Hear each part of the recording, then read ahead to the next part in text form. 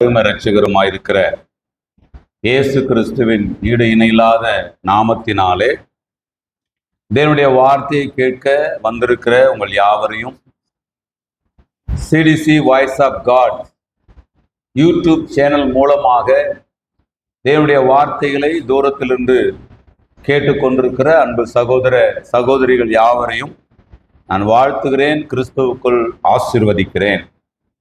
பிரியமானவர்களே, நாம் தொடர்ச்சியாக தீர்மானம் என்கின்ற தலைப்பிலே தேவனுடைய வார்த்தைகளே நாம் தியானித்து கொண்டு வருகிறோம். பிதாவாகிய தேவனுடைய தீர்மானங்களை தியானித்தோம், கர்த்தராகிய இயேசு கிறிஸ்துவினுடைய தீர்மானங்களை தியானித்தோம், பரிசுத்த ஆவியானவருடைய தீர்மானங்களை தியானித்தோம். கடந்த வாரத்தில் நாம் நோவாவின் தீர்மானத்தை நாம் தியானித்தோம். இந்த வாரத்தில் அதாவது பரிசுத்தவான்கள் நமக்கு என்னவா இருக்கிறாங்களாம், திருஷ்டாந்தங்களாக பரிசுத்தவான்களுடைய அந்த வாழ்க்கை முறை நமக்கு ஒரு முன்னோடியாக அவர்கள் நமக்கு முன்பாக வாழ்ந்து போயிருக்கிறார்கள். ஆகவே நம்முடைய இந்த பரலோக பயணத்துல நாம் எதிர்பார்த்து கொண்டிருக்கிற இந்த ஆனந்த பாக்கியத்திலே நாம் பங்கு பெறுவதற்கு நமக்கு பல பரிசுத்தவான்களுடைய வாழ்க்கையிலிருந்து பாடங்களை நாம் கற்றுக்கொள்ள வேண்டியது அவசியமாய் இருக்கிறது. ஆகவே தேவனுடைய பிள்ளைகளை இந்த நாளிலே நம்ம ஆபிரகாமின் தீர்மானங்களை குறித்து நான் உங்களோடு கூட பகிர்ந்து கொள்ள விரும்புகிறேன். ஆபிரகாமின் தீர்மானம். ஆபிரகாமின் தீர்மானம் என்பது வாக்குவாதம் செய்ய மாட்டேன் என்பது. ஆபிரகாமை பல்வேறு கோணங்களிலே நாம் தியானித்திருக்கிறோம். அநேக பரிசுத்தவான்கள் ஆபிரகாமை பல்வேறு விதங்களிலே தியானித்துக் கொண்டிருக்கிறார்கள். ஆனால் ஆபிரகாமுடைய வாழ்க்கையில் இருந்த ஒரு மிக முக்கியமான ஒரு குணம் என்ன அப்படின்னா, அவர் ஆர்கியூமெண்ட் பண்ண விரும்பாதவர், வாக்குவாதம் செய்ய விரும்பாதவர். கண்களை மூடி நாம் செபிக்கலாம். பரலோக பரமபிதாவே, கர்த்தராயிருக்கிற இயேசு கிறிஸ்துவின் மூலமாக பரிசுத்த ஆவியானுடைய உதவியோடு நாங்கள் உம்மை நோக்கி பார்க்கிறோம். கர்த்தாவே, தீர்மானம் என்கின்ற தெய்வீக தலைப்பின் கீழ் ஆண்டவரே ஸ்தோத்திரம், நாங்கள் தொடர்ச்சியாக உம்முடைய வார்த்தைகளை தியானித்து வர நீர் உதவி செய்து வருகிறீர். அதற்காக உமக்கு ஸ்தோத்திரம். நாளிலும் ஆபிரகாமின் தீர்மானமாய் இருக்கிற வாக்குவாதம் செய்ய மாட்டேன் என்கின்ற இந்த வார்த்தைகளை நாங்கள் தியானித்து ஆண்டவரே எங்களுடைய இருதயமாகிய ஆவியில, ஆண்டவரே ஸ்தோத்திரம், எங்கள் மனதாகிய ஆத்துமாவில ஆண்டவரே ஸ்தோத்திரம், நாங்கள் இதை நிச்சயப்படுத்தி எங்கள் சரீரமாகிய ஆண்டவரே இந்த ஆண்டவரே ஸ்தோத்திரம் ஐம்புலன்களில் அதை வெளிப்படுத்த தேவ ஆவியானவர் எங்களுக்கு உதவி செய்வீராக நாங்கள் ஜெபிக்கிறோம். உம்முடைய வார்த்தைகள் உம்முடைய வார்த்தைகள் ஆண்டவரே, அதை பேச வேண்டிய பிரகாரமாய் பேச அடியானுக்கு உதவி செய்வீராக.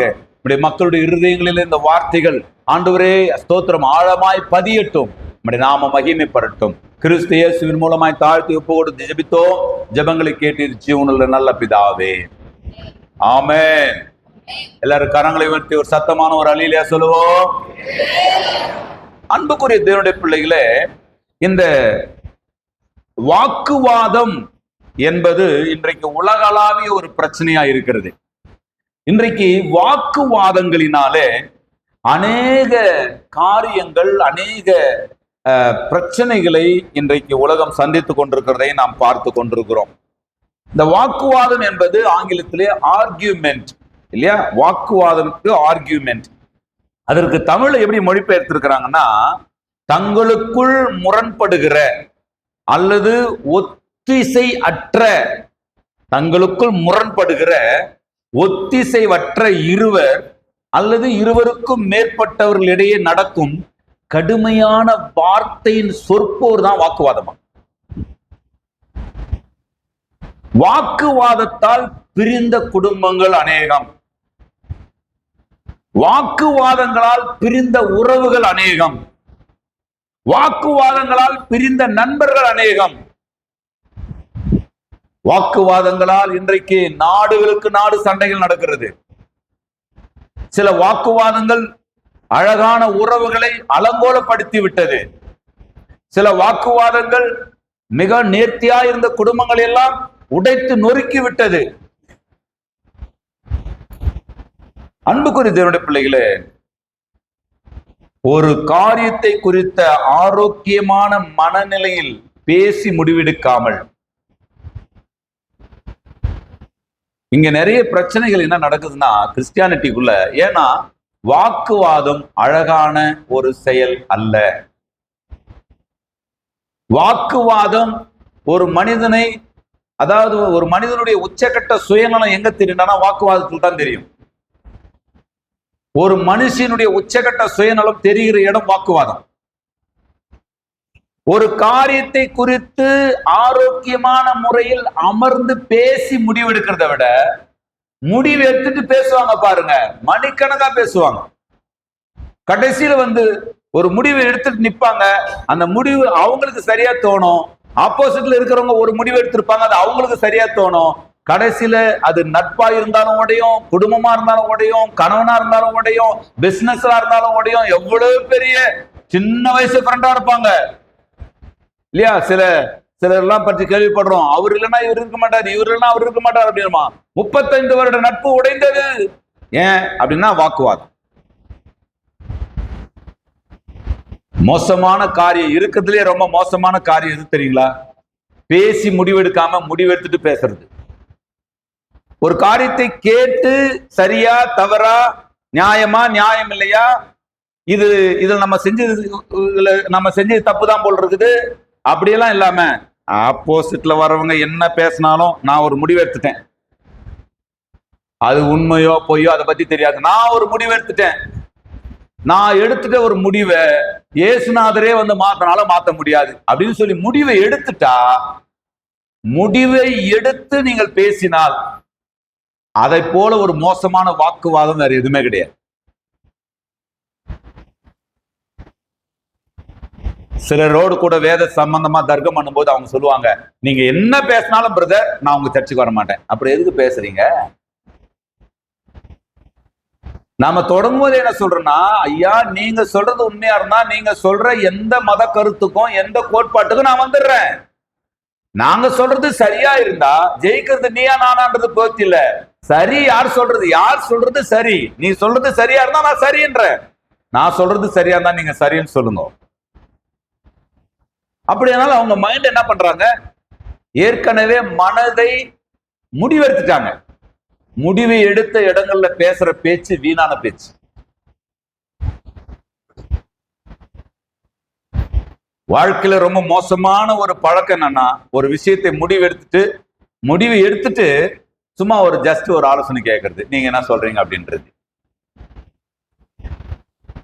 சில விஷயங்கள் தவறா இல்லாம இருக்கும், அந்த முடிவை எடுத்துட்டு அந்த காரியங்கள்ல ஒரு சிலருடைய ஆலோசனை கேட்கறது என்பது வேற.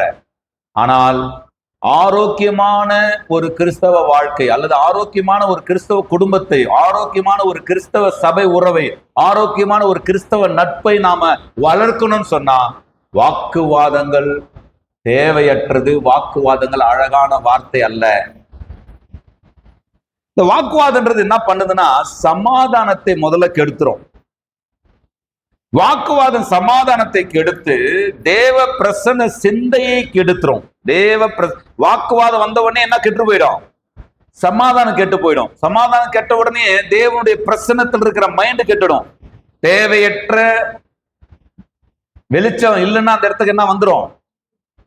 சமாதானம் இல்லாம தேவ பிரசன்னம் இல்லாம ஒரு சூழ்நிலை நீங்க உருவாக்குனீங்கன்னா பிசாசு தன்னுடைய குப்பைகளை கொண்டு கொட்டி விடுவான் அந்த இடத்துல. நமது மனதிலும் வாயிலும் வாழ்க்கையிலும் பிசாசு கொண்டு குப்பைகளை கொட்டி விடுமா.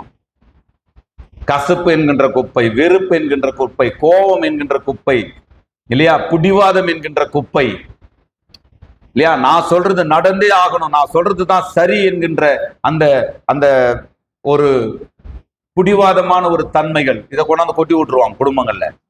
அதனாலதான் அநேக குடும்பங்கள், இப்போ நிறைய குடும்பங்கள் நம்மளாம் இந்த இந்தியா கல்ச்சர்ல பிறந்ததுனால நம்ம சில விஷயங்கள்லாம் நம்ம பேலன்ஸ் பண்ணிட்டு போயிட்டு இருக்கிறோம். கொஞ்சம் காலங்கள் வளர்ந்து எல்லாரும் படிச்சு எல்லாரும் சம்பாதிச்சு எல்லாரும் வேலை செய்து எல்லாரும் ஒரு நிலைக்கு வந்துட்டாங்கன்னு வைங்களேன், அமெரிக்கால நம்ம கிட்ட தோத்துறோம். அன்புக்குரிய தேவனுடைய பிள்ளைகளே, வாக்குவாதம் சமாதானத்தை கெடுத்து தேவ பிரசன்னத்தில் இருந்து நம்மளை வெளியே கொண்டு சாத்தானுடைய சரக்குகளுக்கு நம்மை அடிமையாக்கி விடும். சாத்தானுடைய அந்த குப்பைகளுக்கு நம்மை அடிமையாக்கி விடும். அது மாத்திரமல்ல, ஆவிக்குரிய வாழ்க்கைக்கு வாக்குவாதம் அழகானதொன்று அல்லவே அல்ல.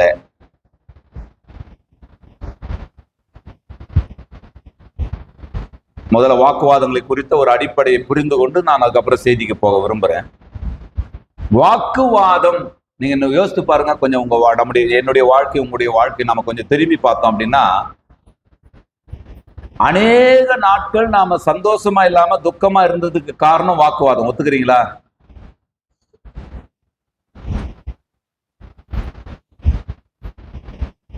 ஆவிக்குரிய வாழ்க்கையை அழகாய், அமைதியாய், ஆசீர்வாதமாய் வைத்துக் கொள்ள விரும்புகிறவர்கள் வாக்குவாதத்தை முற்றிலும் தவிர்த்து விடுகிறார்கள்.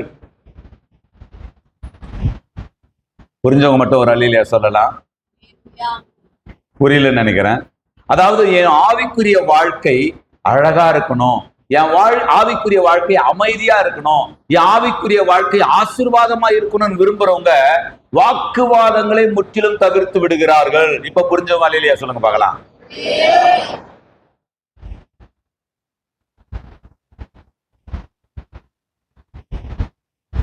சிலர் சாதாரணமா பேச வேண்டிய விஷயத்தை எப்படி பேசுவாங்க தெரியுமா?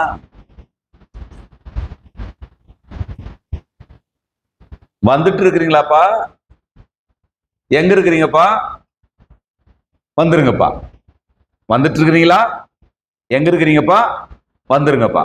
முடிஞ்சிருச்சு. எத்தனை மணிக்கு பஸ் ஏறினீங்க? எவ்வளவு நேரம் பஸ் ஸ்டாண்ட்ல பஸ் வெயிட் பண்ணிச்சே? எத்தனை மணிக்கு வடுகு சாத்துக்கு வந்துச்சு? வடுகு சாத்துல இருந்து அரையாளம் வரத்து எவ்வளவு நேரம் ஆச்சு? அரையாளத்துல இருந்து தச்சூர் வரத்து எவ்வளவு நேரம் ஆச்சு? ஏரியில பக்கத்துல உட்காந்து என்ன பேசியிருந்தாங்களா? அவங்க சிலர்லாம் பேசுறத பார்த்தா, நான் இந்த காங்கிரஸுக்குள்ள இருக்கிறத சொல்றேன், நம்ம சபைக்குள்ள இருக்கிறத சொல்றேன், 2 செகண்ட்ல பேசி முடிக்க வேண்டிய வார்த்தைய 1/2 மணி நேரமாவது பேசுவாங்க.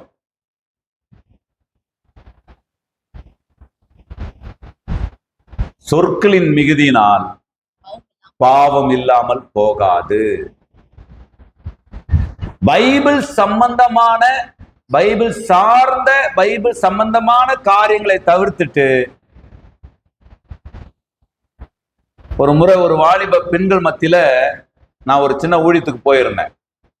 அப்போ ஒரு வாலிப மகள் கேட்டாங்க, ஒரு சகோதரி ஒரு பொண்ணு கேட்டுச்சு, இதை பைபிள் தவிர வேறு எதுவுமே உங்களுக்கு பேச தெரியாதா? தெரியாது அம்மா.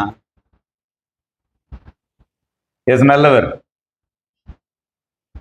எஸ் நல்லவர்.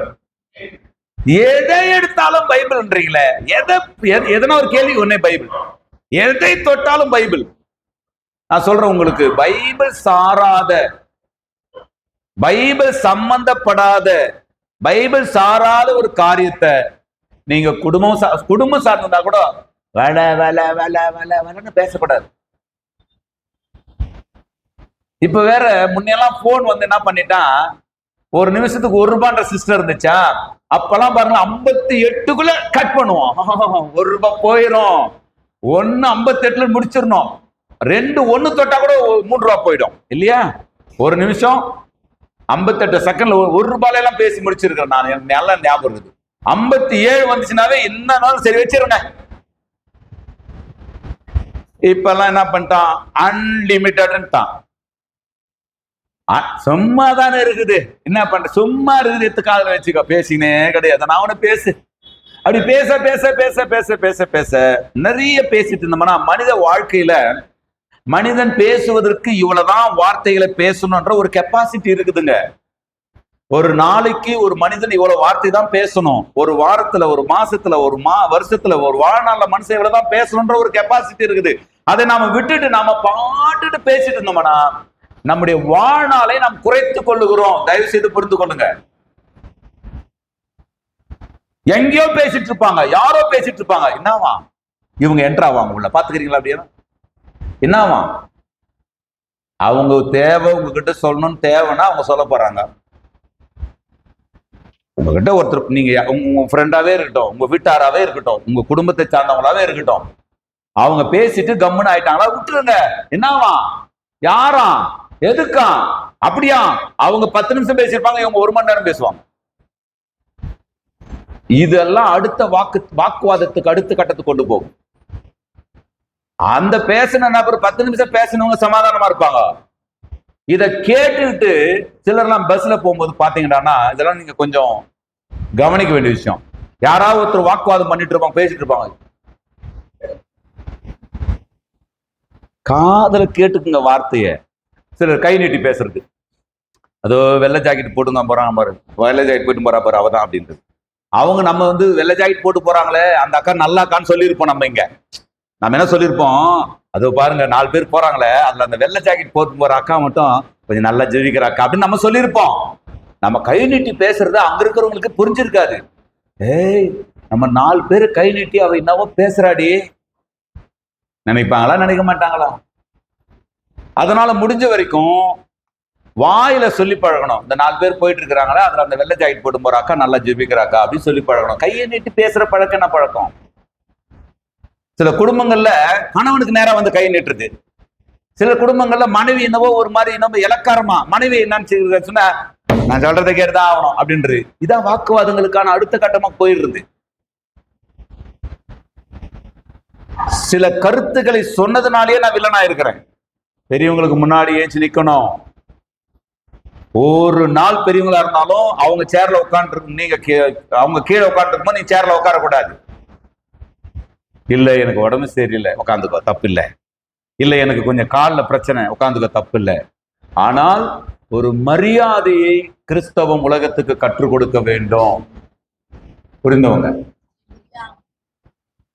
சின்ன வயசுல இருந்தே சில காரியங்கள் எல்லாம் நம்ம ஒழுங்குபடுத்தினாதான் நம்முடைய ஆவிக்குரிய வாழ்க்கை அழகுள்ளதா இருக்கும். சிலர் சாதாரணமா பேச வேண்டிய வார்த்தையை பெருசாக்கி அதை விவாதமாக்கி கடைசியில வாக்குவாதமாக்கி கடைசியில ஒண்ணுமே இருக்காது.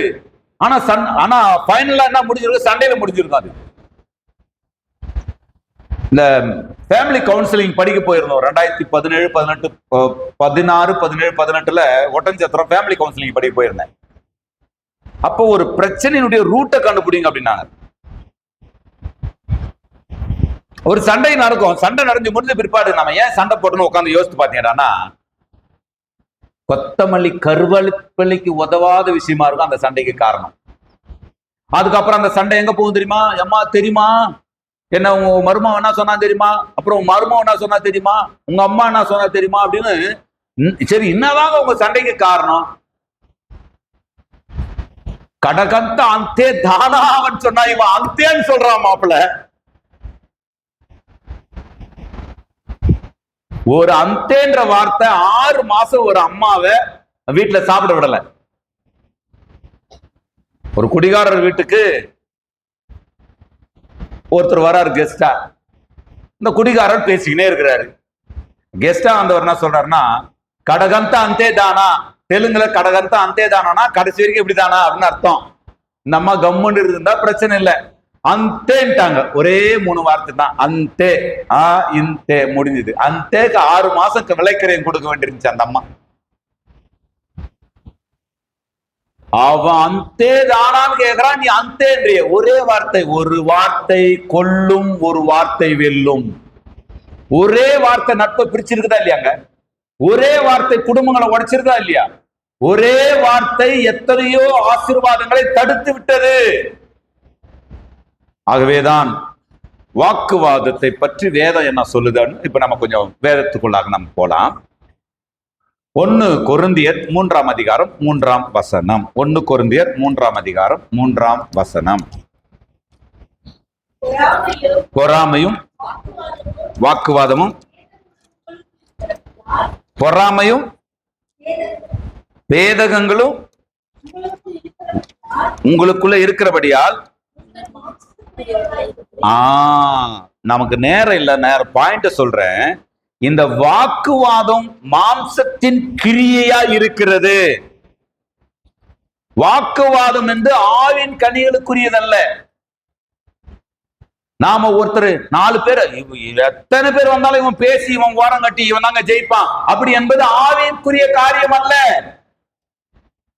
தன்னுடைய வாத திறமையால், தன்னுடைய பேச்சு திறமையால் நியாயமில்லாத ஒன்றை பேசி நிரூபித்து விடுவதனால் ஏதோ ஒன்று ஒரு பவரால், ஒருவேளை அது ஆண் என்கின்ற பவரா இருக்கலாம், பணம் என்கின்ற பவரா இருக்கலாம், அல்லது நான் சொல்றதை தான் அந்த குடும்பம் கேட்கணும் என்கின்ற பவரா இருக்கலாம்.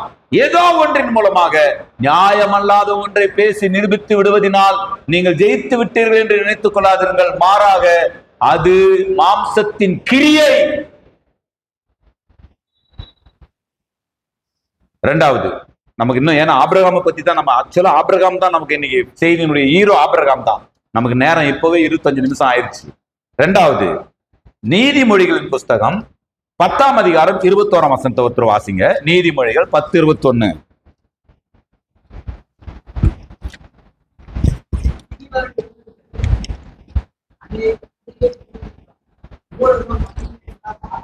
மூடரோ என்ன பண்ணுவாங்களா? மதீனத்தினால் மாளுவார்கள். அர்த்தம் என்னங்க? பினிஷ்ட் ஆயிடுவாங்க, க்ளோஸ் ஆயிடுவாங்கன்னு அர்த்தம்.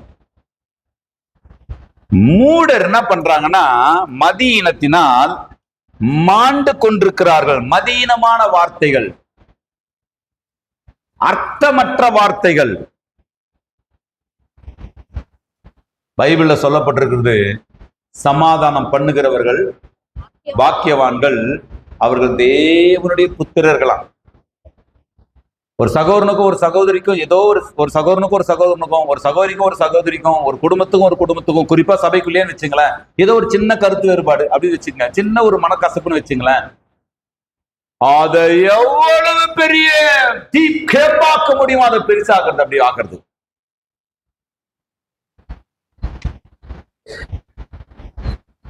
சின்னதா ஒரு சின்ன பிரச்சனை தான். சில நேரங்கள்ல பிள்ளைங்க கணவன் மனைவனுடைய அந்த சின்ன ஒரு வார்த்தைக்குள்ள என்ட்ராகி வாக்குவாதமாக்குவாங்க. பாத்துக்கிறீங்களா? கணவன் மனைவி அவங்க ஒரு ஜாலியா ஏதோ ஒன்று பேசியிருப்பாங்க, அது உள்ள நோஞ்சு எங்க அம்மாவை நாம இல்லாம எங்க அம்மா வந்துட்டாங்க மாதிரி, எங்க அம்மாவை நீ இப்படி சொல்லிடக்கூடாது அப்படின்னுவாங்க. எங்க அப்பா, அதுக்கு ஒரு குரூப் இருக்கும்.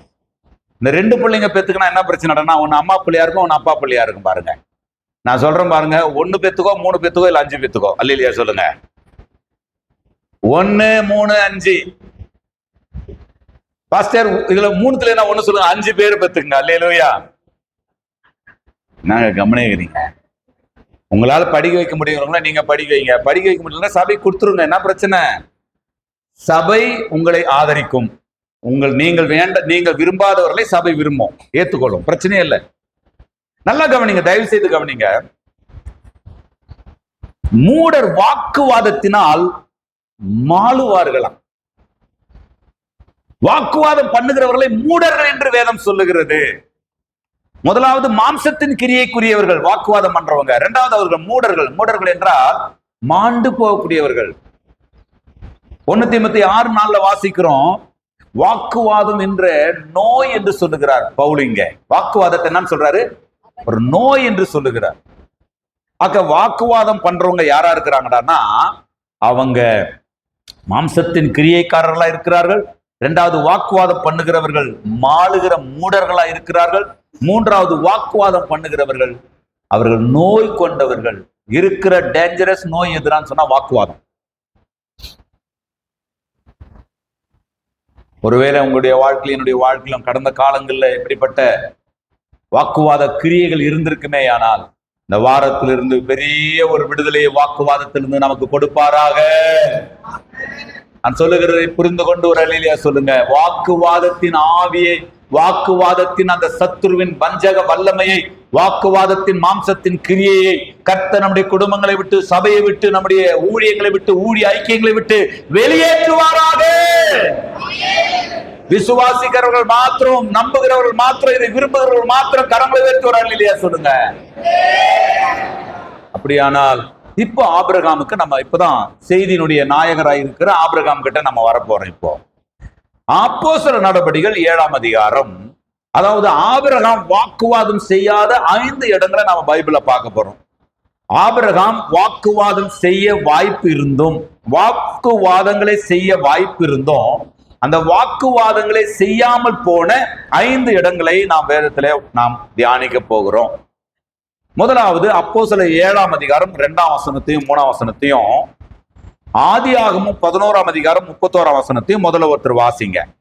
முதல்ல அப்போஸ்தலர் 7ஆம் அதிகாரம் 2ஆம் வசனம் 3ஆம் வசனத்தையும், ஆதியாகமம் 11ஆம் அதிகாரம் 31ஆம் வசனத்தையும் ஒருத்தர் வாசிங்க. அதற்கு அவர், சகோதரரே, பிதாக்களே, கேளுங்கள். நம்முடைய பிதாவாகிய ஆபிரகாம் காரானூரிலே குடியிருக்கிறதற்கு முன்னே மெசொப்பொத்தாமியா நாட்டிலே இருக்கும்போது மகிமையின் தேவன் அவனுக்கு தரிசனமாகி, நீ உன் தேசத்தையும் உன் இனத்தையும் விட்டு புறப்பட்டு நான் உனக்கு காண்பிக்கும் தேசத்துக்கு வா என்றார். போதும். ஆதியாகமம் 11ஆம் அதிகாரம் 31ஆம் வசனத்தை வாசிங்க. தேராகு தன் குமாரனாகிய ஆபிரகாமையும் ஆரானுடைய குமாரனும் தன் பேரனுமாய் இருந்த லோத்தையும் தன் குமாரன் ஆபிரகாமுடைய மனைவியாகிய தன் மருமகள் சாராளையும் அழைத்து கொண்டு அவர்களுடனே ஊர் என்கின்ற கல்தேயர் பட்டணத்தை விட்டு கானான் தேசத்துக்கு போக புறப்பட்டான். அவர்கள் ஆரான் மட்டும் வந்தபோது அங்கே இருந்து விட்டார்கள். அன்புக்குரிய தேவனுடைய பிள்ளைகளே, ஆபிரகாம் முதல்ல வாக்குவாதம் பண்ண வாய்ப்பிருந்து வாக்குவாதம் பண்ணாமல் போன இடம் எது அப்படின்னா, முதலாவது காரானூரிலிருந்து அழைக்கப்பட்டது யார் அப்படின்னா ஆபிரகாம். கல்தேயர் தேசத்தை விட்டு, காரானூர் என்று சொல்லப்படுகிற கல்தேயர் தேசத்தை விட்டு கானானுக்கு அழைக்கப்பட்டது ஆபிரகாம். ஆபிரகாமோடு சேர்ந்து அப்படி குடும்பத்தாரும் பயணிக்கிறாங்க. அவர்கள் எதை நோக்கி பயணிக்கிறார்களாம்? கானானை நோக்க புறப்பட்டார்களாம். கானானுக்கு நேராக போயிட்டு இருக்கும் போது திடீர்னு வந்து இப்ப எங்க உட்கார்ந்துட்டாங்க? ஆரான் மட்டும் வந்த போது அங்கே இருந்து விட்டார்கள். அழைப்பு யாருடையது? அழைப்பு யாருடையது? ஆபிரகாமுடையது. அழைக்கப்பட்ட ஆபிரகாமோடு அவருடைய குடும்பம் சேர்ந்து கொண்டது. அழைக்கப்பட்ட ஆபிரகாமோடு ஒருவேளை அந்த குடும்பத்தார் எல்லாருக்குமே ஒரு பொதுவான அழைப்பு இருந்திருக்கலாம். ஆனா ஸ்பெசிபிக்கா வேதம் குறிப்பா யாரைத்தான் ஆண்டவர் அழைத்தார்னு சொல்லுது? ஆபிரகாமை காரானூரிலிருந்து அழைத்தார் என்று அப்போஸ்தலர், அதனால்தான் அப்போஸ்தலர் வாசிக்க சொன்னேன் 7ஆம் அதிகாரம் 2-3 வசனங்கள்ல. இப்போ நான் அழைக்கப்பட்டது கானானுக்கு, நீங்க வந்து ஏன் ஆரான்ல செட்டில் ஆனீங்க, வாங்க போலாம் அப்படின்னு வாக்குவாதம் பண்ணிருக்கலாமா, பண்ணிருக்க கூடாதா? வாக்குவாதம் பண்ணுவதற்கான நியாயம் ஆபிரகாமுக்கு இருக்குதா இல்லையா? கவனிக்கிறீங்களா? ஒருவேளை நீங்க வரலன்னா பரவாயில்ல, நான் போறேன் அப்படின்னு ஒரு பிடிவாதம் பண்ணிருக்கலாமா, பண்ணிருக்க கூடாதா? ஆனால் நல்லா கவனித்துக் கொள்ளுங்க, அழைக்கப்பட்டது உண்மைதான். சில நேரங்களிலே உலக நீதியின்படி காரியங்கள் சரியா இருந்தாலும் தேவனுடைய நீதியின்படி அந்த சரியான காரியங்களை நாம் முன்னிறுத்துவதை தவிர்க்க வேண்டும்.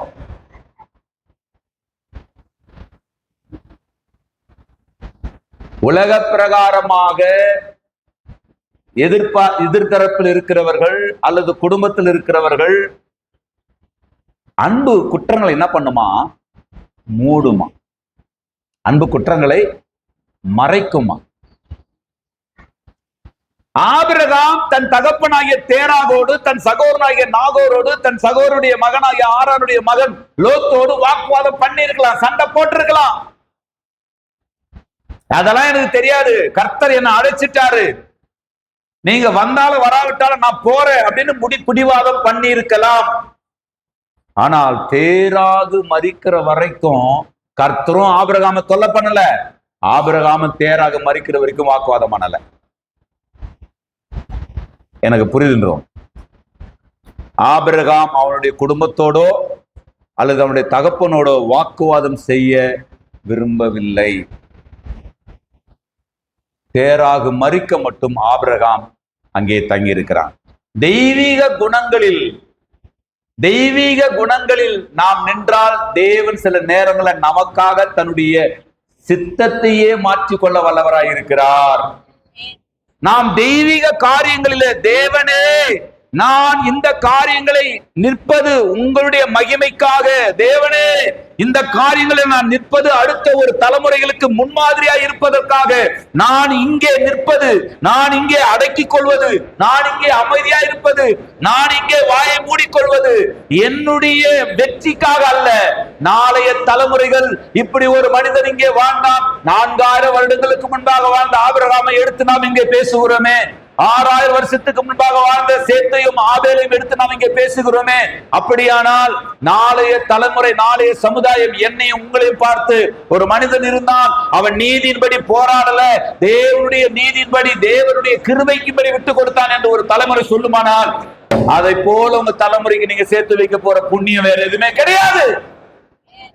புரிஞ்சவங்க மட்டும். நீங்க என்ன வீரத்தை கற்றுக் கொடுங்க, அறிவை கற்றுக் கொடுங்க, ஆற்றலை கற்றுக் கொடுங்க, திறமையை கற்றுக் கொடுங்க, எக்கனாமிக்கல கற்றுக் கொடுங்க, அவங்களை வளர்ந்து பெரியவர்களாவதை கற்றுக் கொடுங்க, தப்பே இல்லை. ஆனா கேரக்டர் கத்துக் கொடுக்கலான்னு சொன்னா மொத்தம் டேமேஜ் ஆயிடும். நல்ல சுபாவத்தை கத்துக் கொடுக்கலான்னு சொன்னா நாளடுக்கு மாடியில அவன் சமாதானம் இல்லாம வாழ ஆரம்பிச்சிருவான். நான் பேசுறது புரியுதுங்களா? சிலர் கல்யாணம் ஆகி போகும்போதே சொல்லுவாங்க, மாமியார் கிட்டலாம் கொஞ்சம் ஜாகிரதையா இரு. சில புருஷமார்கள் தொடக்கத்துல ஃப்ரெண்டுங்கெல்லாம் சொல்லுவாங்க, தொடங்கும் போதே மனைவி கையில வச்சுக்கடா அப்படின்னு. இதெல்லாம் பேய்களுடைய ஆலோசனை. தோத்திரம்.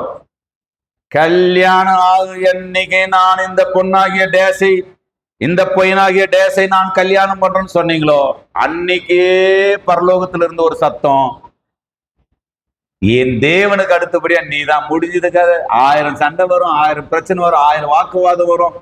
உலகத்துல 1000 பேர் சிநேகிக்கலன்னு வாங்க. நான் சொல்றேன் பாருங்க, நீ கைப்பிடிச்ச அந்த பொண்ணு தான் கடைசி வரைக்கும் போட்டிருப்பா, நீ கைப்பிடிச்ச அந்த பையன் தான் கடைசி வரைக்கும் போட்டிருப்பான். அது மூஞ்சி நல்லா இருந்தாலும் சரி, நல்லா இருந்தாலும் சரி. கோபத்துல எதை வேணா பேசிக்கலாம், கடாமடான்னு பேசிக்கலாம்.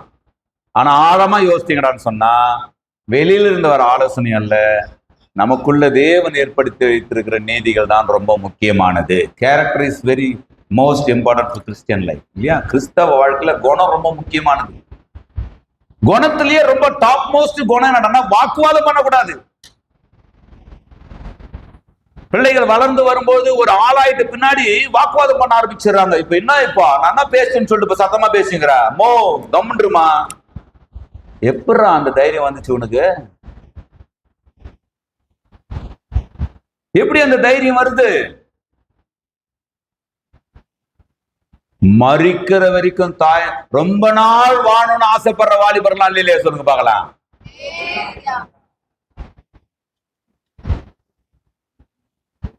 2, 4, 6, 8, 10, 12, 14, 16, 18, 20, 22, 24, 26, 28, 30, 32 பேருக்கு மேல வாலிபர்கள் கீழே ஏறக்குறைய உட்கார்ந்துங்கிறீங்க. நீங்க சொல்ற அல்லேலியா பத்தியா?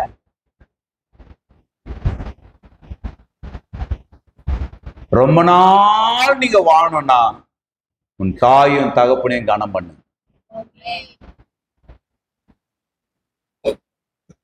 எனக்கு தெரிந்த ஒரு சில குடும்பங்கள், ஒரு சில கணவன்மார், ஒரு சில மனைவிமார், குறிப்பா கணவன்மார் குடும்பங்களை வெறுத்ததுக்கு காரணமே குடும்பத்தில் உள்ளவர்கள் தான்.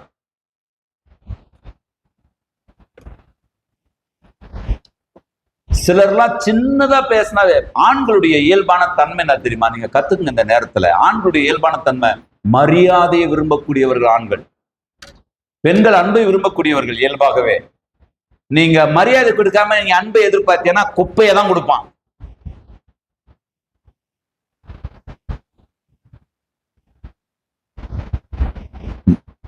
நீங்க மரியாதையை, ஆபிரகாம் உலக பிரகாரமாக தகப்பனை எதிர்த்து நிற்கலாம், தேவனுடைய காரியமா இருந்தா கூட சொல்ல வேண்டிய விதத்துல காரியங்களை சொல்லி பழக வேண்டும். புரிஞ்சவங்க.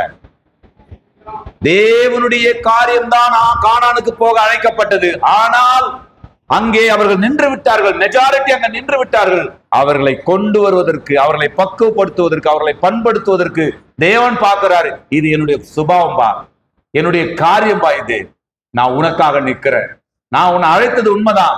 ஆனால் இந்த குடும்பத்தை அதனாலதான் ஒரு கூட்டம் அவனோடு சேர்ந்து வந்தது. நான் சொல்லுகிறேன், தகப்பனோடு குடும்பத்தோடு வாக்குவாதம் பண்றதை இன்னைக்கு நிறுத்துங்க. ஆவிக்குரிய தகப்பனோடு வாக்குவாதம் பண்றதை நீங்க நிறுத்துங்க. உங்க குடும்பங்களில் நீங்க வாக்குவாதம் பண்றத பக்கத்தில் இருக்கிறவங்களுக்கு கேட்க கூடாது. கர்த்தருடைய நாமத்தை வீணிலே என்ன பண்ணக்கூடாதான்? வழங்காதிருப்பாயாக. பிள்ளைகளை பெற்றோர் பேசுறதும் பெற்றோர் பிள்ளைகள் பேசுறதும் பக்கத்து வீட்டுல இருக்கிறவங்க கேட்டாங்கன்னா சொன்னா ரட்சிக்கப்படுவாங்களா? வானாசாமி உன் தெய்வம் பண்ணுவாங்களா?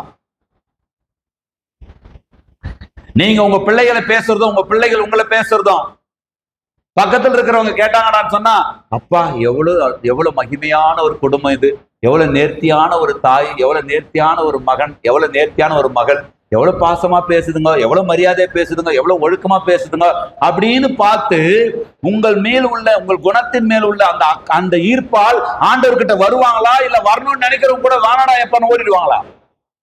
சிந்திப்போம். இரண்டாவது, ஆபிரகாம் வாக்குவாதம் பண்ண வாய்ப்புள்ள இரண்டாவது இடம் ஆதியாகமம் 13ஆம் அதிகாரம் 7, 8, 9 வசனங்களை வேகமா வாசிங்க.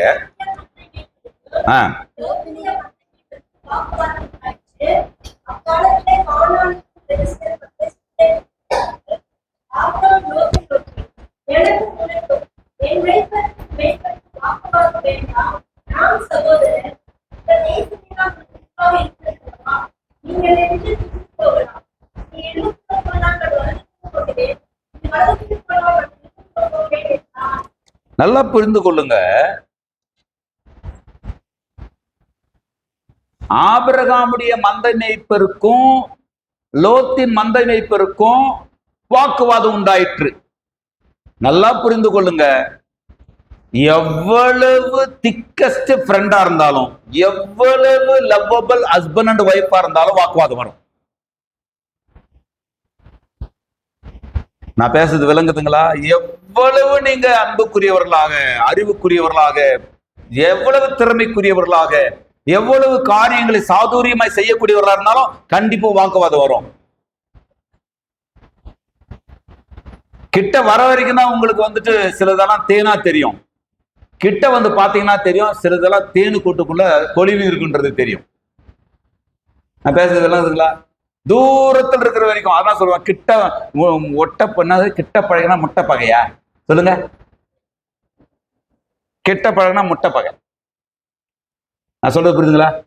சே, இந்த மாதிரி ஒரு ஃப்ரெண்டு கிடைச்சிருந்தான்னா லைஃப் லாங் நம்ம எவ்வளவு சந்தோஷமா இருந்தோம் அப்படின்னு நினைப்பீங்க. ஆனா அவங்க கூட ஃப்ரெண்டா இருந்து பழகுனவங்கிட்ட கேட்டீங்க நான் சொன்னா சொல்லுவான், ஒரு நாள் அவங்க கூட வாழ முடியாது அப்பாய். கரெக்டா? இந்த மாதிரி ஒரு பொண்ணு நமக்கு வாழ்க்கை துணையா கிடைச்சிருந்தா நம்ம வாழ்க்கையே சொர்க்கமா இருந்திருக்கோம் நினைப்பீங்க. அவளை கட்டவங்கிட்ட போய் கேளுங்க, அவளை எப்படா விவாகரத்து பண்ணணும்னு வெயிட் பண்ணிட்டு இருப்பான். பேசுறது விளங்குதா? புரியுதா புரியலையா?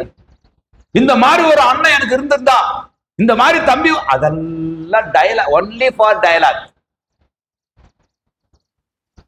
நிஜமே கிடையாது. அதுல நிஜமே கிடையாது.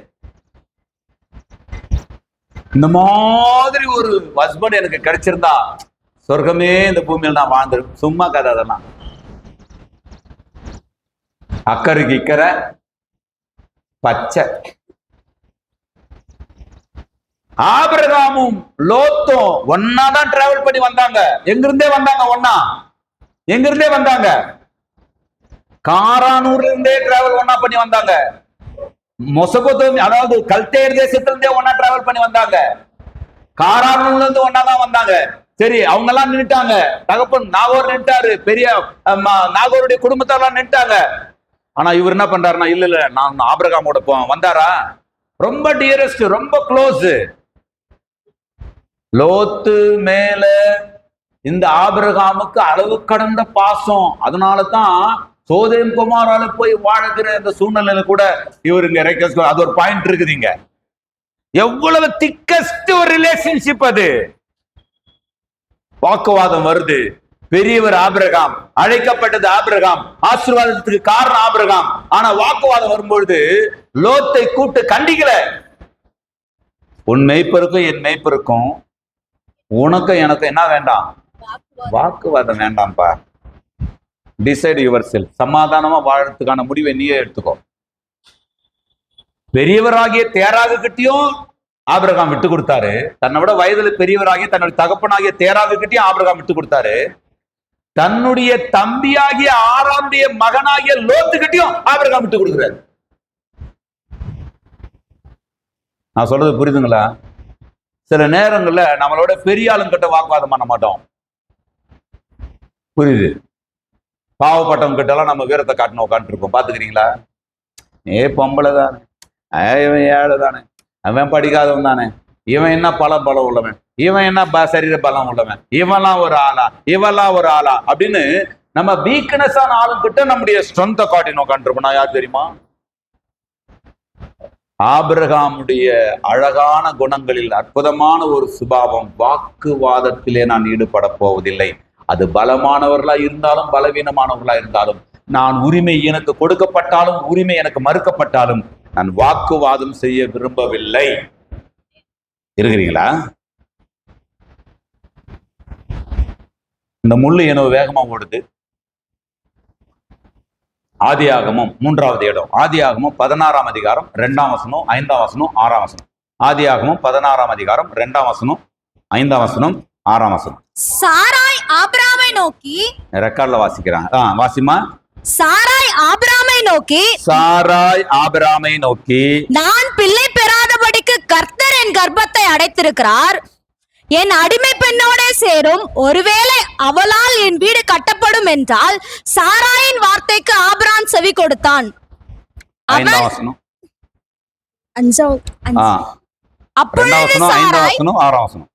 அப்பொழுது சாராய் ஆபிரகாமை நோக்கி, எனக்கு நேரிட்ட அநியாயம் உன்மேல் சுமரும், என் அடிமை பெண்ணை உம்முடைய மடியிலே கொடுத்தேன், அவள் தான் கர்ப்பவதியானதை கண்டு என்னை அற்பமா எண்ணுகிறாள், கர்த்தர் எனக்கு உமக்கு நடு நின்று நியாயம் தீர்ப்பாராக என்றாள்.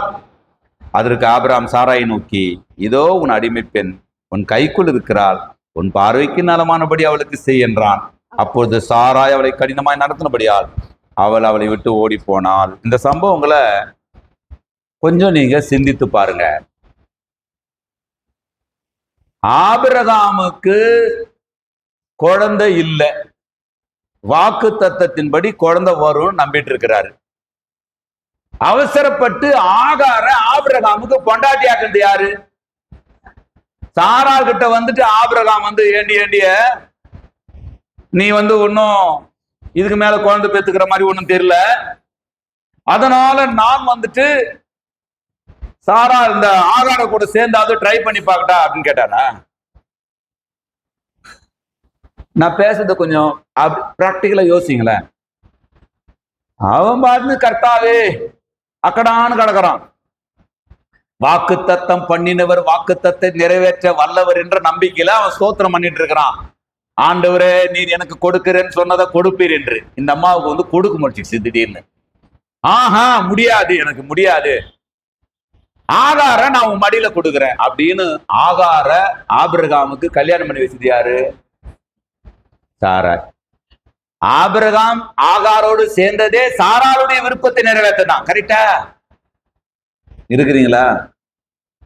சரி, கர்ப்பவதி ஆயிட்டா. இப்போ இந்த சாராள் சொல்றா, அதெல்லாம் ஒத்துக்க முடியாது. அவளையும் அவ புள்ளி என்ன பண்ணு, ஒரு ரக்கர் பாட்டு, ஒரு ஒரு அடங்காப்படியார் இருந்திருப்பா பொழுது தீபம். நம்மள மாதிரி ஆனந்தா என்ன நடந்திருக்கோம்? எங்க பிசிக்கலா ஆபிரகாமுக்கு சாராளை விட ஆகார் ரொம்ப தேவையானவன். கொஞ்சம் சிந்திப்போம். சரீர பிரகாரமாக வயதான பலன் குன்றி போன ஒரு கிழவியா இருக்கிற சாராளை விட வாலிபமா இருக்கக்கூடிய ஆகார் இந்த ஆபிரகாமுக்கு தேவையானவள். என்ன பண்ணிருக்கணும்? சாராளுக்கு இந்த தவடையில ஒண்ணும் அந்த தவடையில ஒண்ணும் கொடுத்து, நீ சொல்றதுக்கெல்லாம் ஆடுறதுக்கு நான் என்ன ஆளான்னு சொல்லிட்டு வேலையை பாரு, இருந்தா நீ இரு, இல்லைன்னா நீ வெளியே போடுன்னு சொல்லி இருக்கணும். புரியுது? ஆனா வாக்கு தத்தம் பண்ணப்பட்ட பிள்ளை ஆகார் கிட்ட இருந்து வரப்போறதுல சாராள் கிட்ட இருந்து தான் வரப்போகுது என்கிற நம்பிக்கையுடையவனா இருந்ததுனால அவன் தன்னுடைய உரிமைகளை அடக்கி கொண்டு தன்னுடைய சுகங்களை அடக்கி கொண்டு விட்டு கொடுக்கிறதை நாம் அங்கே பார்க்கிறோம். சில நேரங்கள்ல உலகத்துல அதாவது 2 விதமான டைப் இருக்குது உலகத்துல. எங்கேயோ பயப்பட மாட்டோம், மனைவி பயப்படுவோம். அதெல்லாம் ரொம்ப இந்தியாவில ரொம்ப கம்மி. அந்த மாதிரி ஆட்கள்லாம் எல்லா இடத்துலயும் பயப்படுவோம், மனைவி கிட்ட மட்டும் வீரத்தை காட்டிட்டு இருப்போம். இந்தியாவில் அப்படிப்பட்ட ஆண்கள் அதிகம். நான் சொல்றது விளங்குதுங்களா? உலகத்துல எல்லா இடத்துலயும் பம்புவான், மனைவி கிட்ட மட்டும் வந்து நெஞ்சு நிமித்துக்கு நிற்போம். அது ஒரு டைப் ஆஃப் ஆண்கள். உலகத்துல எல்லா இடத்துலயும் நெஞ்சு நிமித்துக்கு நிற்போம், மனைவி கிட்ட மட்டும் வந்து அப்படியே அமைதியா நிற்போம். இது ஒரு விதமான டைப் ஆஃப் ஆண்கள். ஆபிரகாம் வீரனா கோழையா? ஆக்சுவலா அப்படின்னா காலையில் தியானிச்சேன், ஆபிரகாம் வீரனா கோழையா? ஏங்க 318 பேரை கொண்டு போய் 5 ராஜாக்களை தோற்கடித்த 4 ராஜாக்களை தோற்கடித்து திரும்பியவன் இந்த ஆபிரகாம். சோதேம் குமாராவின் ராஜாவாகிய அந்த பேரா எல்லாத்தையும் எடுத்துக்கோ, மக்கள் மட்டும் குடும்பம் சொல்லும் போது உன் சரட்டை ஒரு சரட்டை முதற்கொண்டு எனக்கு வேண்டாம் என்று சொல்லி அவனை நேருக்கினாராய் அவனுடைய பொருட்களையும் பொன்னுடைமைகளையும் தூக்கி குப்பையில போட்டவன் இந்த ஆபிரகாம். அப்படின்னா ஆபிரகாம் ஒன்னும் கோழைத்தனமான ஒரு மைண்ட் செட்டப் உள்ள மனுஷன் கிடையாது. அவன் வீரன், போர் குணம் கொண்டவன். ஆனா தெய்வீக குணம் என்று வரும் பொழுது தேவன் மகிமைப்படாத வாக்குவாதத்தில் தன் மனைவியை கூட அவன் வாக்குவாதத்துக்குரியவளாக மாற்றவில்லை. தன் தகப்பன் இடத்துல அவன் வாக்குவாதம் பண்ணல, தன்னுடைய சகோதரனுடைய மகனிடத்துல அவன் வாக்குவாதம் பண்ணல, தன் தொட்டு வாழ்ந்த மனைவியோடு கூட அவன் வாக்குவாதம் பண்ணல.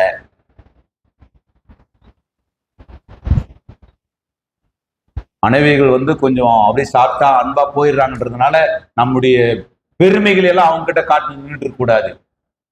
புருஷமார்கள்லாம் சில நேரங்கள்ல சரி இவ கூட சண்டை போட்டுக்கு நம்ம சமாதானத்தை கெடுத்து கொள்ள கூடாதுன்னு நினைக்கிறதுனால புருஷனை வந்து கைக்குள்ள முந்தானையில வச்சுக்கணும் நினைக்கூடாது.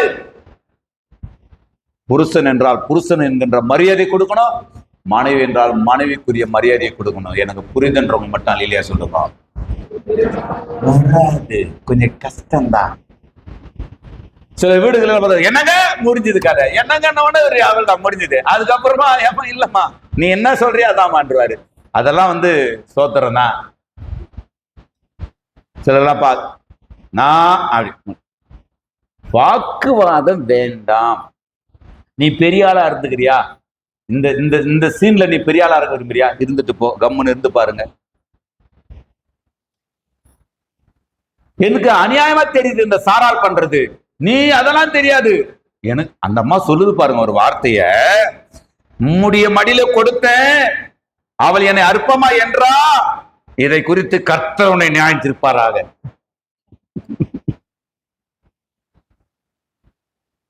ஆபிரகாம் என்னையா பண்ணா, கர்த்தர் உன்னை அடிப்பார். சில நேரங்களில் வாக்குவாதங்களை பாத்துக்கிறீங்களா? சில வாக்குவாதங்களை பாத்துக்கிறீங்களா? என் பக்கத்துல கர்த்தர் நின்று கர்த்தர் நீதி ஜெய கொடியை ஏத்துவார், கர்த்தர் உன்னை தண்டிப்பார், கர்த்தர் பார்த்துக்குவார். கர்த்தர் பார்த்துக்குவார்னு சொல்லிட்டு ஏன் கத்திட்டு இருக்கிறீங்க? கர்த்தர் பார்த்துக்குவார்னு சொல்லிட்டு கத்துறவங்களா இருக்கிறோம் இல்லையா? கர்த்தர் உனக்கு நியாயம் தீர்ப்பு செய்வார்னு சொன்னா அமைதியா இருக்கணும். கர்த்தரை நம்புறதுக்கு அடையாளம் அமைதியா இருப்பது. கர்த்தர் பதில் செய்வார். என்னை துக்கப்படுத்துற உன்னை, என்னை அவமானப்படுத்துகிற உன்னை, என்னை அசிங்கப்படுத்துகிற உன்னை, என்னை தாழ்வாய் நினைக்கிற உன்னை, என்னை சாதாரணமாய் நினைக்கிற உன்னை நான் சரி செய்ய, நான் ஒண்ணும் பண்ண போறது இல்லை, நான் அமைதியா இருக்கிறேன். ஏன்னா கர்த்தர் உனக்கு பதில் செய்வார்னா, கர்த்தர் பதில் செய்வார் என்று நம்புகிறவர்கள் அமைதியா இருக்கணும். நானும் பேசிட்டு கடைசியில கர்த்தர் உன்னை நியாயம் தீர்ப்பாருன்னு சொன்னா என்ன அர்த்தம்? அவர் பாப்பாரு, அம்மா நீயும் தீர்த்து நானும் தீர்த்தனா, எப்பா நீயும் தீர்த்து நானும் தீர்த்தனா, அது எங்க போவோம்? அதனால ஒண்ணு நீ தீர்த்துட்ட, இல்ல கம்முன்னு நான் தீர்த்துக்கிறேன். இப்ப கர்த்தர் நியாயத்திற்கிட்டன்னு வாக்குவாதத்துல ஈடுபட போறதுன்றவங்க அல்லையா சொல்லுங்க. பத்தியா, நாங்க எவ்வளவு செய்தி கேட்டாலும் வாக்குவாதத்துக்கு நாங்க அப்படியே பிறந்து வளர்ந்து ஆயத்தமாக்கப்பட்டிருக்கிறோம். நாங்க எந்த காரியத்துல வாக்குவாதம் இல்லாம எங்க வாழ்க்கையை, எங்க வாக்குவாதம் என்கின்ற வண்டி, அதாவது வாழ்க்கை என்கின்ற வண்டி ஓடனாவே வாக்குவாதம் என்ற பெட்ரோல் வேணும்ன்ற மாதிரி இருக்குது. நீங்க கவனிட்டு இருக்கிறீங்க. நான் சொல்றேன், நாங்கள் வாக்குவாதத்திலே இனி ஈடுபட போவதில்லை என்று தீர்மானிக்கிறவர்கள் கரங்களை உயர்த்தியால் இல்லையா சொல்லுங்க. அதாவது 1க்கு 2 முறையா மெய்யாகவே மெய்யாகவே என்று சொன்னால்தான் நம்முடைய சபையாருக்கு புரிகிறது. சொன்னால் புரிவதில்லை. ஏதாவது இருக்கிறீங்களா? சிரிக்கிறீங்களா? நிறைய பேர் சிரிக்கிறீங்க. என்னன்னா எவ்வளவு பேரு சத்தமா சொன்னா கூட இந்த ரெக்கார்ட்ல வந்துட்டு கம்மியா இருக்கிற மாதிரி இருக்குது. அதுவும் ஒரு விதமா நல்லதுதான். இல்லைன்னா அந்த வாட்டு கத்திங்க இருக்கும், பேனெல்லாம் ஓடுதா. கர்த்தர் நல்லவராய் இருக்கிறார். சரி, இப்போ சாராளோடும் வாக்குவாதம் பண்ணல. ஆதியாகமம் 21:25 வாங்க. ஆதியாகமம் 21:25 வாங்க.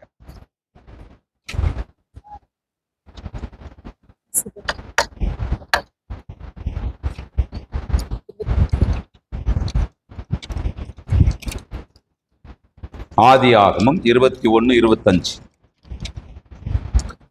ஆனாலும் அபிமெலேக்குடைய வேலைக்காரர் கைவசப்படுத்தி கொண்ட துறவி நிமித்தம் ஆபிரகாம் அபிமெலேக்கை கடிந்து கொண்டான்.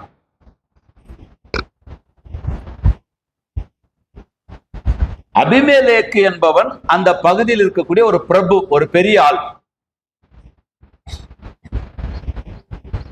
அவன் சொல்றான், அதாவது 22 பாரு, அக்காலத்தில் அபிமெலேக்கும் அவன் சேனாதிபதியாக பீகோலும் ஆபிரகாமை நோக்கி, பெரிய ஒரு போஸ்டிங், பெரிய ஒரு அதிகாரத்தில், பெரிய ஒரு பதவியில், அரசியல் பின்னணியில் இருக்கிறவன், அவனுடைய வேலைக்காரர்கள் இந்த ஆபிரகாம் வெட்டின துறவை என்ன பண்ணிட்டு இருக்கிறாங்க? அபகரித்து கொண்டார்கள். ஈசாக்கு அவருடைய வாழ்க்கை சரித்திரத்தில் படிச்சீங்கன்னு சொன்னா, ஈசாக்கு முதல்ல ஏசேக்குன்னு ஒரு கிணறு வெட்டுறாரு. அதை கேராரின் மேய்ப்பர் என்ன சொல்றாங்க? அது எங்களுது லேண்டு, அது ஒரு மானாவாரி இடம், நான் ஆண்டுட்டு இருக்கிறேன்ற அங்க வாழ்றவனோ அந்த இடத்துல கிணறு வெட்டுறான். கிணறு வெட்டி தண்ணி சுரக்கிற நீருற்று காண்கிற வரைக்கும் அமைதியா இருந்துட்டு சுரக்கிற நீருற்று வந்துருச்சு, இது எங்களுது. சரி, ஏசேக்க விட்டுட்டான். சித்தனான்ற ஒரு இடத்துல போய் கிணற வெட்டுறான், அங்கேயும் சுரக்கிற நீருற்று, இதுவும் எங்களுது. இப்படி விட்டு கொடுக்குற பழக்கம் ஈசாக்கு எங்க வந்துச்சு தெரியுமா? ஏற்கனவே தகப்பன் தன் கிணற விட்டு கொடுத்திருக்கிறான். நிலத்தின் விளைச்சல்களினாலேயோ, கிணத்தின் தண்ணீரினாலேயோ, வானத்தின் மழையினாலேயோ, வானங்களின் ஆசீர்வாதங்களினாலேயோ தன்னை உயர்த்துகிறவர் அல்ல. தேவை ஏற்பட்டால் இல்லாதவைகளை இருக்கிறவைகளை போல அழைத்து நம்மை மேன்மைப்படுத்துகிற நல்ல தேவன். அப்படியானால் ஆபிரகாம் ஏன் அபிமெலேக்குடைய வேலைக்காரர்கள் துறவை பறித்துக் கொள்ளும் போது அவங்களோட வாக்குவாதம் பண்ணல அப்படின்னு சொன்னா, ஆபிரகாமுக்கு நல்லா தெரியும், என்னை அழைத்தவர் என்னை நடத்த வல்லவர். ஆனா நான் வாக்குவாதம் மட்டும் பண்ண மாட்டேன். வாக்குவாதம் பண்ணி ஐயோ இதை நான் இழந்துட்டேனா, என்னை ஆண்டவர், நான் இதை இழந்துட்டா எப்படி நான் வாழ்வேன், இதை இழந்து நான் எனக்கு ஒத்தாசை வரும் பருவம், இதெல்லாம் ஆபிரகாம் கிட்ட இருந்து வந்தது. ஒத்தாசை வரும் பருவம். நான் என் சம்பளத்தை உங்க சம்பளத்தை நம்பி நீங்க பில்ட் பண்ணாதீங்க உங்க வாழ்க்கையை. உங்க திறமைகளை நம்பி உங்க வாழ்க்கையை கட்டி எழுப்பு நீங்க நினைக்காதீங்க. சில ரதங்களை குறித்தும் சில குதிரைகளை குறித்து மேன்மை பாராட்டுகிறார்கள். நாங்களோ எங்கள் தேவனாய கர்த்தருடைய நாமத்தை குறித்தே மேன்மை பாராட்டுகிறோம். அவர்கள் முறிந்து விழுந்தார்கள். எதையும் சார்ந்து நான் ஒரு உயர்ந்த நிலைக்கு வந்துருவேன் நினைக்காதீங்க. என்னுடைய நிலங்களை சார்ந்து, என்னுடைய பணங்களை சார்ந்து, என்னுடைய பிள்ளைகளை சார்ந்து, என்னுடைய வேலைகளை சார்ந்து, என்னுடைய வருமானங்களை சார்ந்து, என்னுடைய சேலரியை சார்ந்து நான் ஒரு பெரிய பொசிஷன் வந்துருவேன். உலக பிரகாரமாய் ஒருவேளை வந்தாலும் அது தேவனுடைய படைப்பின் பூரணத்தை நமக்கு கொடுக்க முடியாது. அப்படியானால் தேவன் உலக பிரகாரமாகவும் நம்மை ஆசீர்வதித்து அவருடைய படைப்பின் நோக்கத்தையும் பூரணப்படுத்த வேண்டுமானால் நாம் தேவனை சார்ந்து நிற்க வேண்டும். அப்படி தேவனை சார்ந்து நிற்க விரும்புகிறவர்கள் உலக பிரகாரமான மனிதர்களோடு வாக்குவாதம் செய்து தங்கள் நேரத்தை வீணாக்கி கொண்டிருக்க மாட்டார்கள். நீ சொல்றதா சரியா, நீ சொல்றதா சரியா, அநியாயம் பண்ணிட்டு இருக்கிறியாடா பாய், அவன் அநியாயம் தான் பண்றான், அவன் அநியாயம் பண்றன்றத நீ சொல்லி வாக்குவாதம் பண்ணிட்டு இருந்தியானா தேவன் உனக்காக தன்னுடைய செயலை செயல்படுத்துறது நான் பார்க்க முடியாது. ஸ்தோத்திரம். அமைதியா போ. சிமேயி தாவீதை தூசித்துக் கொண்டே வருகிறான். தாவீதோடு இருக்கிறவன் சொல்றான், அவனை நான் ஒரே வெட்டா வெட்டிடுவேன், நீ இப்போ ஊன்னு சொன்ன வெட்டிடுவேன். கர்த்தர் அவனை தூசிக்கு அனுமதிச்சிருக்கிறார், கவர்மெண்ட் விடு. சில நேரங்கள்ல நம்ம அமைதியா இருக்கிறது தேவனுக்கு நம்ம மேல உள்ள மரியாதை கூட ஆரம்பிச்சிடும். தேவனுக்கு நம்ம மேல உள்ள அன்பு அதிகமாக ஆரம்பிச்சிடும். இவன் இந்த இடத்துல பேசி இருக்கலாம், இப்படி பேசி ஒருவேளை அந்த காரியங்களை செய்திருக்கலாம். ஆனா பேசி அவரை மகிமைப்படுத்துறதை விட சில நேரங்கள்ல பேசாம இருந்து அவரை மகிமைப்படுத்துகிற வாய்ப்புகள் நமக்கு அதிகமா இருக்கிறது. வாக்குவாதம் பண்ணி தேவனை மகிமைப்படுத்துவதை விட சில நேரங்களில் வாக்குவாதம் பண்ணாமல் தேவனை மகிமைப்படுத்துவதற்கான வாய்ப்பு அதிகமாக இருக்கிறது.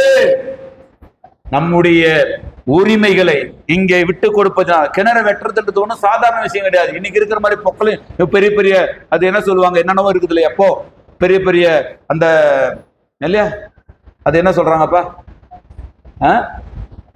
ஹிட்டாச்சி மோட்டர்லாம் வச்சு அந்த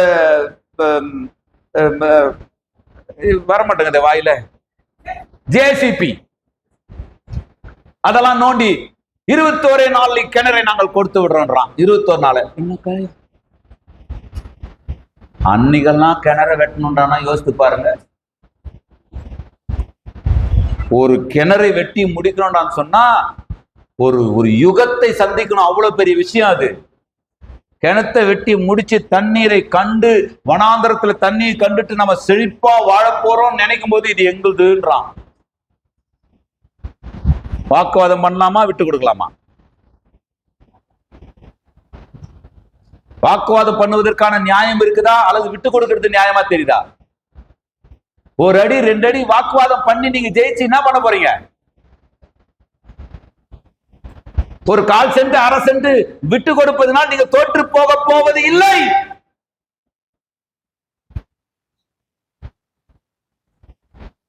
சில நேரங்கள்ல நம்முடைய உரிமைகளை, நம்முடைய பிரயாசங்களை நாம் விட்டு கொடுக்க வேண்டியதா இருக்கிறது. இப்ப நடக்கிறது என்ன? கடைசியா ஆபிரகாம் கிட்ட வர்றாரு ஆண்டவர். அதாவது ஆபிரகாம் ஆண்டவர் கிட்ட போறான். எழுதி கொள்ளுங்க, வாசிக்க வேண்டாம். ஆதியாகமம் 18ஆம் அதிகாரம் 27 முதல் 32 வரைக்கும். 27 முதல் 32, அதாவது ஆதியாகமம் 18ஆம் அதிகாரம் 27 முதல் 32 வரைக்கும் நீங்க பாத்தீங்கன்னு சொன்னா, அங்கே சோதேம் குமாராவை ஆண்டவர் அழிக்க விரும்புகிறார். சோதேம் குமாராவை அழிக்க ஆண்டவர் விரும்பும் பொழுது அங்கே அந்த தகவலை யாருக்கு சொல்றாரு? ஆபிரகாமுக்கு சொல்றாரு. ஆபிரகாம், அதை நான் மறைக்க போறதில்ல. ஆபிரகாம் அநேக ஜாதிகளுக்கு தகப்பனாக போறதுனாலையும் என் சிநேகிதனா இருக்கிறதுனாலையும் நான் அதை மறைக்க போறதில்ல. நான் சோதேம் குமாராவை அழிக்க போறேன். அந்த இடத்துல ஆண்டவரே, நான் கொஞ்சம் பேர் ஆண்டவரோடு வாக்குவாதம் பண்ணிருக்கலாம். இந்த ஆபிரகாம் வாக்குவாதம் பண்ணிருக்கலாம். என்னன்னா, உங்களை நம்பி நாங்க வந்துட்டோம், உங்களை நம்பி நான் வந்தேன், என்னை நம்பி லோத்து வந்தான். இப்படி வந்து 4ஆம் திசையா நிற்கும் போது எங்களை வந்துட்டு நீங்க இப்படி அழிக்க போறீங்க, அது பண்றீங்களே, நியாயமா? அப்படி பேசியிருக்கலாம். வாய்ப்பு இருக்குதா இல்லையா? சில நேரங்கள்ல நியாயமானதை கூட அல்லது வாக்குவாதமா நம்ம பேசிடுறோம் இல்லையா? நியாயமா இருக்கும், சாதாரணமா பேச வேண்டியதை வாக்குவாதமா பேசுவோம். ஆபிரகாம் வந்து பேராகிட்ட வாக்குவாதம் பண்ணல, சாரால் கிட்ட வாக்குவாதம் பண்ணல, லோத்து கிட்ட வாக்குவாதம் பண்ணல, அபிமேலேக்கு எதிரிகிட்டே வாக்குவாதம் பண்ணல, சிநேகிதன் கிட்டே வாக்குவாதம் பண்ணல. ஆண்டவர் கிட்ட வராரு. இப்போ, ஆண்டவரே, நான் ஒரு விஷயத்த பேசுறேன், கேட்பீங்களா? சொல்லுப்பா. ஒருவேளை சோதேம் குமாரா ஒரு 50 பேர் நீதிமானா இருந்தா அதை நிமித்தம் நீங்க அதை அழிக்காம விட்டுருவீங்களா? அழிக்க மாட்டேன்பா. இன்னொரு முறை நான் பேசிக்கிட்டா 40 பேர் 45 பேர்ன்றாரு இல்லையா? 45, அதுக்கப்புறம் 30, 20, 10, கடைசியா வந்து சொல்லுவாரு, ஒரு விஷயம் நான் பேசிக்கிறேனே, தேவனுக்கு ஆண்டவருக்கு கோபம் வராமல் இருப்பதாக எஸ்கியூஸ் பண்ணி பேசுறாருங்க. சிநேகிதனாகிய ஆபிரகாம் என்று சொல்லப்பட்டவர். ஆண்டவரிடத்துல வந்து வாக்குவாதம் பண்ண விரும்பல. சில நேரங்கள்ல நாம வாக்குவாதங்களை யார்கிட்ட பண்றோம்? ஆண்டவர்கிட்ட பண்ணிட்டு இருக்கிறோம்.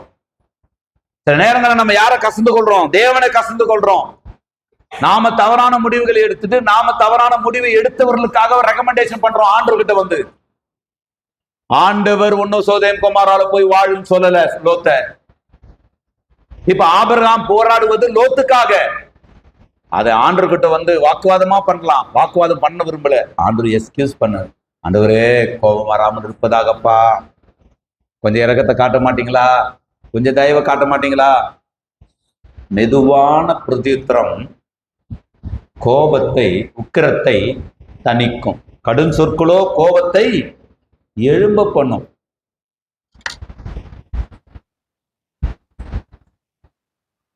இங்க வாமான்றதுக்கும் இங்க வாப்பான்றதுக்கும் இங்க வாடான்றதுக்கும் வித்தியாசம் இருக்கு. சிலர் பேசுறது பாத்தீங்களா?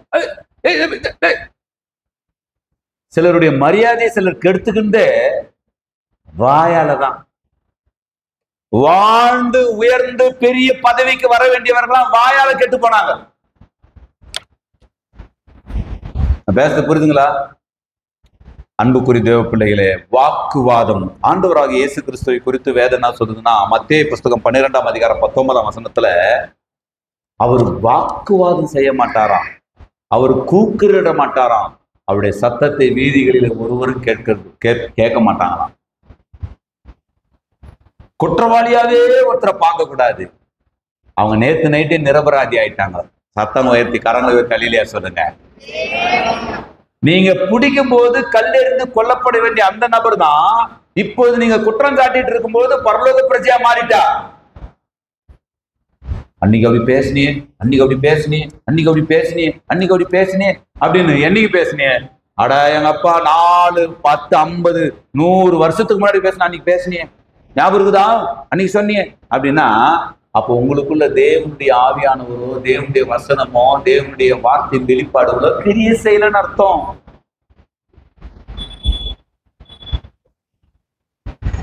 அவர் வாக்குவாதம் பண்ண மாட்டாராம். இயேசு கிறிஸ்துடைய திவ்ய சுபாவம் வாக்குவாதம் பண்ணுவது இல்லை. நீங்க வாக்குவாதங்கள் பண்ணிட்டு சண்டைகளை போட்டுக்கொண்டு ஒருவரை ஒருவர் குற்றஞ்சாட்டி கொண்டு ஒருவரை ஒருவர் கடித்து பட்சித்தீர்களானால் அழிவீர்கள். சிலரோடு க்ளோஸ் ஆகணுன்றதுக்காக சிலரை க்ளோஸ் பண்ணிடுவாங்க. பாத்துக்கிறீங்களா?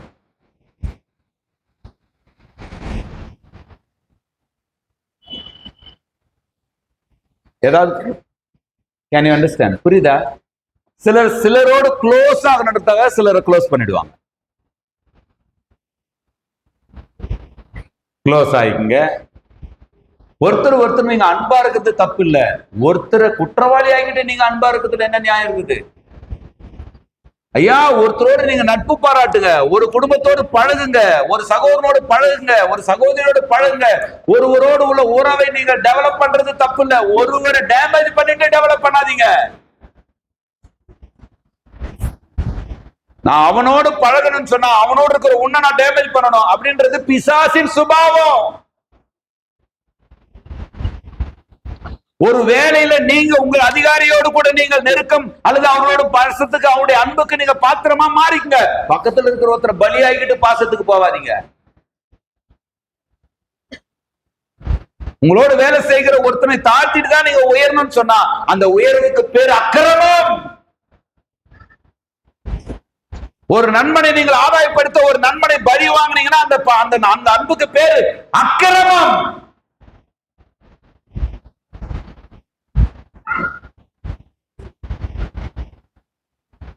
இயேசு கிறிஸ்து வாக்குவாதம் பண்ண மாட்டார். அடுத்து பேதுருல சொல்றாரு, இயேசு கிறிஸ்துவை குறித்து பேதுரு சொல்றாரு, அவர் பாடுபடும் பொழுது பயமுறுத்தாமலும், வையப்படும் போது வையாமலும், பாடுபடும் போது பயமுறுத்தாமலும் நியாயமாய் தீர்ப்பு செய்கிறவருக்கு அவர் ஒப்பு கொடுத்து விட்டார். கர்த்தருக்கு நியாயமாய் தீர்ப்பு செய்கிற ஒரு தேவன் இருக்கிறாரு. அமைதியா இருங்க. உன் வழியை கர்த்தருக்கு கொடுத்து விடு, அவரே காரியங்களை வாய்க்க பண்ணுவார். சின்ன பொண்ணு தான், வாக்குவாதம் பண்ணாதீங்க. உங்களுக்கு கீழே இருக்கிற அதிகாரிகள் தான், வாக்குவாதம் பண்ணாதீங்க. உங்களுக்கு கீழே இருக்கிற ஒரு நபர் தான், வாக்குவாதம் பண்ணாதீங்க. நீங்க சாதாரணமா தட்டி விட்டு போக முடியுமா தான், வாக்குவாதம் பண்ணாதீங்க. ஏன்டா வாக்குவாதம் பண்ண மாட்டேன் என்பது சந்தர்ப்ப சூழ்நிலையை பொறுத்து அமைகிறது அல்ல, அது தெய்வீக மனநிலையை கொண்டு எடுக்கிற முடிவு. ஸ்தோத்திரம். சில விசுவாசிகள் சிலரை சாதாரணமா பேசுவாங்க, சாதாரண ஹேண்டில் பண்ணுவாங்க. அவகிட்ட என்ன வார்த்தை கேட்க, அவன் ஒரு ஆளா அவகிட்ட போய் கேட்கிறேன். சின்ன பையனா இருந்தாலும் அவனுக்கு அங்க உரிமை இருக்குதுன்னா அந்த நபர்கிட்டயும் நீங்க வார்த்தை கேட்டுதான் ஆகணும். உரிமையை நீங்க விட்டு கொடுக்கலாம், மத்தவங்க உரிமையை கையில் வைக்கணும்னு நினைக்காதீங்க. உங்க உரிமையை நீங்க விட்டு கொடுக்கலாம். ஏந்த நிற்கலாமா? எல்லாரும் ஏந்த நிற்கலாம். அல்லேலூயா. நன்றி ஆண்டவரே, நன்றி அப்பா. அல்லேலூயா. ஓ ஹல்லேலூயா, ஹல்லேலூயா. நன்றி ஆண்டவரே. வாக்குவாத பொறாமைகள் தூக்கி எறிந்தேன்னா, முடிஞ்சவங்க தெரிஞ்சவங்கள வாய் திறந்து, வாக்குவாத பொறாமைகள் தூக்கி எறிந்தேன்னா, ஆண்டவர் இயேசுவை ஆடையால் அணிந்து கொண்டேனா. தெரிஞ்சவங்கலாம் ஆண்டவர் இயேசுவை ஆடை. வாலிபனை பாடு. தெரிந்து அது வாக்குவாதம் பொறாமைகள் தூக்கி எறிந்தேன் நான். ஆண்டவர் இயேசுவை ஆடையாய் அணிந்து கொண்டேன் நான். அர்ப்பணித்தேன் நான், அர்ப்பணித்தேன், சத்தம் உயர்த்தி அர்ப்பணித்தேன் நான், அர்ப்பணித்தேன் என் ஆவி ஆத்மா சரீரம் அர்ப்பணித்தேன். என் ஆவி ஆத்மா சரீரம் அர்ப்பணித்தேன். உமக்காய் வாழும் வைராக்கியம் என் உள்ளத்தில் வந்ததையா. ஆண்டவரே, உமக்காய் வாழும் வைராக்கியம் என் உள்ளத்தில் வந்ததையா. எனக்காய் வாழும் எண்ணங்கள் என்றோ மடிந்ததையா. இன்றோடு மடியட்டும். எனக்காய் வாழும் எண்ணங்கள் இன்றோடு மடியுதையா. கரண உயர்த்தி அர்ப்பணித்தேன் நான், அர்ப்பணித்தேன், அர்ப்பணித்தேன் நான், அர்ப்பணித்தேன் என் ஆவி ஆத்மா சரீரம். சத்தமா சொல்லுங்க. என் ஆவி ஆத்மா சரீரம் அர்ப்பணித்து. என் ஆவி, என் ஆத்மா, என் சரீரம் அர்ப்பணித்து. சிம்சோன் புதர் சத்தம் உயர்த்தி ஜெபம் பண்ணுங்க. சர்வ வல்லமை உள்ள பரலோகத்திலே உம்மை நன்றியோடு ஸ்தோத்திரிக்கிறோம். துதிக்கிறோம் ஆண்டவரே. நீர் ஆண்டவரே பரிசுத்தவான் மூலமாக இந்த நாளில் எங்களோடு பேசுவதற்காக நாங்கள் உமக்கு நன்றி செலுத்துகிறோம் ஆண்டவரே. ஆபிரகாமுடைய தீர்மானத்தை இந்த நாளிலே நாங்கள் தியானிக்க கத்த நீர் பாராட்டின தயவுக்காக ஆண்டவரே நன்றி அப்பா. ஆண்டவரே, வாக்குவாதம் செய்ய மாட்டேன் என்று ஆண்டவரே ஆபிரகாம் தீர்மானத்தை எடுத்திருந்தார். ஆண்டவரே ஸ்தோத்திரம். நியாயமான முறையில் ஆண்டவரே வாக்குவாதங்கள் செய்ய வேண்டிய இடங்களிலே வாக்குவாதம் செய்யாதவராய் இருந்தார் ஆபிரகாம். ஆண்டவரே ஸ்தோத்திரம். அப்படியே ஆண்டவரே விசுவாசத்தின் தகப்பனாகிய ஆபிரகாமுடைய ஆண்டவரே ஸ்தோத்திரம் கர்த்தாவே குணநலங்களை நாங்கள் ஆண்டவரே ஒரு வாழ்க்கையிலே ஆண்டவரே அபியாசப்படுத்த கத்த கிருபை பாராட்டுகிறோம். அப்பா, ஈசாக்கை குறித்து நாங்கள் ஆண்டவரே சிந்தித்தோம். ஈசாக்கு தன் தகப்பனாகிய ஆபிரகாமுடைய குணநலங்களை குறித்து நான் ஆண்டவரை நிலத்திறவுகளை ஆண்டவரை ஆக்கிரமிப்பு செய்த ஒரு வாக்குவாதம் செய்ய ஒரு வாக்குவாதம் செய்யாமல் அந்த இடத்தை விட்டு பெயர்ந்து போனதை பாருங்கள் ஆண்டவரே. வாக்குவாதம் ஆண்டவரை செய்ய மாட்டோம். அது ஆவியின் கண்ணிகளை கொண்டால அது மாம்சத்தின் கிரியாயிருக்கிறது. மாம்சத்தின் கிரியை ஆண்டவரை நாங்கள் தொடராமல் ஆவிக்குரிய கனிகளை ஆண்டவரை தொடர்ந்து செய்ய கனிகள் செய்ய ஆவியானவர்கள் அவைகளை வாழ்வதை கர்த்தர் அனுகிரகம் செய்கிறார். எல்லா துதிகளும் ஸ்தோத்திரத்தையும் இயேசு கிறிஸ்துவின் நாமத்தில் ஒருவருக்கே செலுத்தி ஜெபிக்கிறோம் நல்ல பிதாவே. ஆமென். எல்லாரும் சேர்ந்து சொல்லலாம். என் ஆத்துமாவே, சத்தமா